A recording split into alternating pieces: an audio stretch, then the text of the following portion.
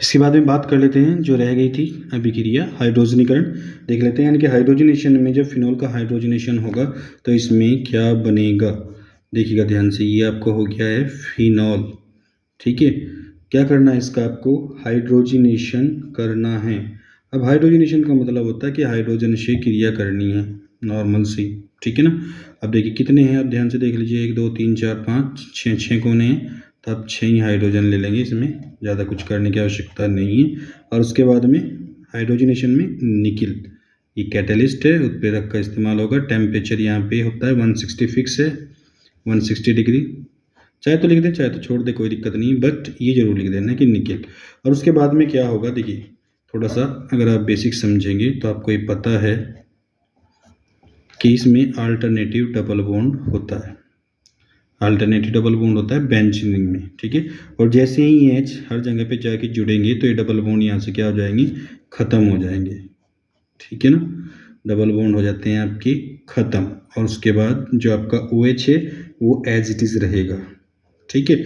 और ये अब नॉर्मल अगर आप इसको थोड़ी देर के लिए OH को भूल जाएं, यानी कि अगर इसको ऐसे मान लें, केवल ये मान लें, ठीक है ना, तो ये होता है आपका साइक्लोहेक्सेन, साइक्लोहेक्सेन, ठीक है। बट उसमें OH भी जुड़ा हुआ है, तो यूपीएससी में क्या करते हैं हम उसमें उसके नाम का ओल जोड़ देते हैं, तो ये बन जाएगा आपका साइक्लोहेक्सेनॉल। साइक्लोहेक्सेनॉल ये बन जाएगा। और ये जो रिएक्शन है आपकी ये कंप्लीट हो गई है। तीसरी रिएक्शन हो गई है। अब करते हैं लास्ट यानी कि चौथे वाली जो रिएक्शन है, अब उस पर चलते हैं। नंबर 4 पे जो आपकी रिएक्शन है, ये इसमें एक पॉलीमर यानी कि बहुलक का निर्माण होता है। इसको भी आप लोग ध्यान से देख लीजिएगा एक बार। देखिए नॉर्मल इस बात को ऐसे समझ लीजिए कि हम लोग क्या करते हैं इस अभिक्रिया में, बेकेलाइट का जब निर्माण होता है उसकी बात कर रहे हैं, तो फिनॉल में, ठीक है, फॉर्मेल्डिहाइड,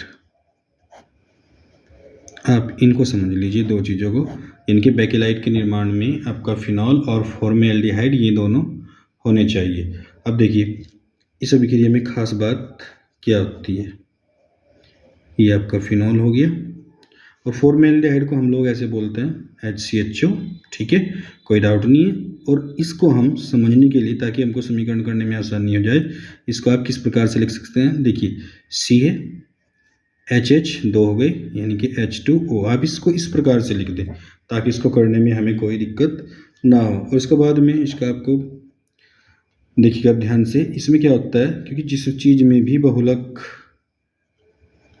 यानी कि पॉलीमर जब बनता है तो उनमें हमें क्या करना होता है, N अणु लेने होते हैं। क्या लेंगे, N अणु लेंगे। और N अणु लेने के बाद में एक नई स्ट्रक्चर आपके सामने आएगी, ठीक है। मैं उसको करके दिखा देता हूँ आपको थोड़ा सा। देखिए फिनॉल के इसमें आप इसको बनाना सीख लीजिए बस इस प्रकार से, क्योंकि N अणु हैं, ठीक है ना। तो आप लोग काफ़ी सारे इस प्रकार से बना लीजिए, ऐसे फिर नीचे बना लीजिए।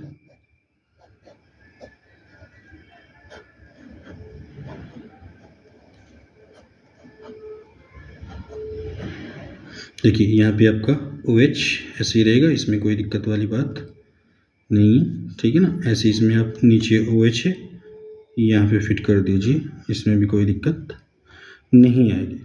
अब देखिए जो समझने वाली बात है वो समझिएगा बहुत ध्यान से। देखिए हर कोने पे क्या है आपको H, यहाँ पे भी क्या है आपका H, यहाँ पे भी H, यहाँ पे भी H, इसमें तो कोई डाउट नहीं। और ये आगे भी इसी प्रकार से विक्रिया चलती रहेगी। अब ऐसे यहाँ देखिए, यहाँ पे H है, यहाँ पे H, यहाँ भी H है, यहाँ पे क्या है आपका, ठीक है ना। हर कोने पे क्या होता है, H होता है। यहाँ तक कोई डाउट नहीं होगा। अब देखिए जो समझने वाली बात है वो क्या है, उसमें आपको क्या ध्यान रखना है। देखिए CH2 है, अब जितने फिनॉल के अणु होंगे, ठीक है ना, इतने क्या होंगे आपके CH2 के होंगे। तो देखिए ये CH2O है, ठीक है, इसको यहाँ पे लिखते हैं ऐसे समझने के लिए, फिर यहाँ पे लिख देते हैं ऐसे ही, फिर यहाँ पे लिख देते हैं ऐसे ही, फिर यहाँ पे लिख देंगे और फिर ऐसे ही यहाँ पे लिख देंगे। तो यहाँ तक कोई दिक्कत नहीं होगी। और बाद में जब ये विक्रिया होगी तो उसके बाद में क्या होगा, थोड़ा सा ये ध्यान रखना आपको। देखो यहाँ जो समझने वाली बात है, ये देखिए क्या बार जा रहा है यहाँ से, H2 यहाँ से क्या बाहर जा रहा है H2। इसी प्रकार से यहाँ से देखिए क्या बाहर जा रहे हैं H2 की जो मॉलिक्यूल्स हैं वो इसी प्रकार से बाहर जाते रहेंगे। और आपको फिर ये विक्रिया इसी प्रकार से आप इसको यहाँ पे ले सकते हैं, चाहे यहाँ पे ले लो इनको, ठीक है, यानी कि H इस प्रकार से, ठीक है, चलता रहेगा। और आपको जो लेना है जैसे CH2 हर बॉन्ड के साथ आगे भी लेंगे तो यहाँ से वही कि H2 आपका एलिमिनेट हो जाएगा, बाहर चला जाएगा। और फाइनली जाने के बाद क्या बनता है अब वो देखिए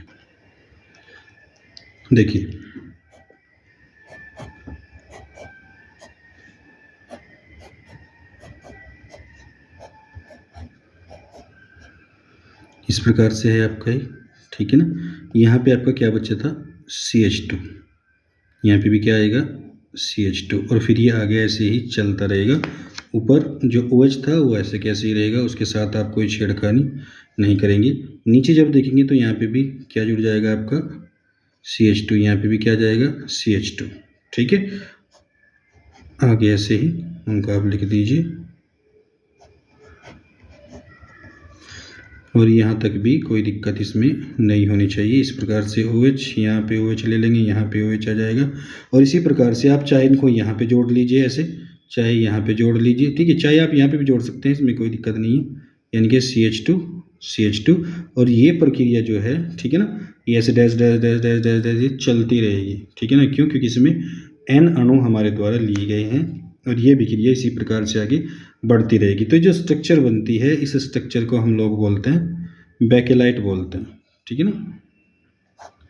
और इसमें खास बात जो आपको ध्यान रखनी है वो ये रखनी है, क्योंकि जो बेकेलाइट होता है आपका ये एक दृढ़ प्लास्टिक यानी कि थर्मोसेटिंग प्लास्टिक होता है, ठीक है ना। इसके हालांकि ये अब कोर्स से हट चुका है, लेकिन यहाँ पे चूँकि आ रहा है ये फिनॉल की अभिक्रियाओं में है। आपके पास बहुलक नाम का एक चैप्टर होता था, ठीक है, वो पूरा का पूरा सिलेबस से हटा दिया गया है इस बार।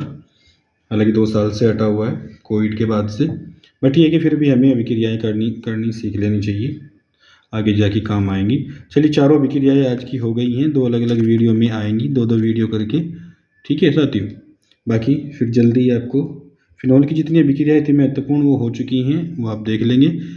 चारों की चारों वीडियो उसमें हो चुका है, यानी कि आपका फिनॉल कंप्लीट हो चुका है। और फिनॉल के बाद अब आप लोग एल्डिहाइड यानी कि जो नेक्स्ट लेसन है वो चलेगा एल्डिहाइड, कीटोन और कार्बोक्सिलिक एसिड के नाम से जो होता है उसके बारे में फिर नेक्स्ट टाइम आपकी वीडियो आएंगी, कल आ जाएंगी। देखते रहिए, तैयारी करते रहिए, खुश रहिए।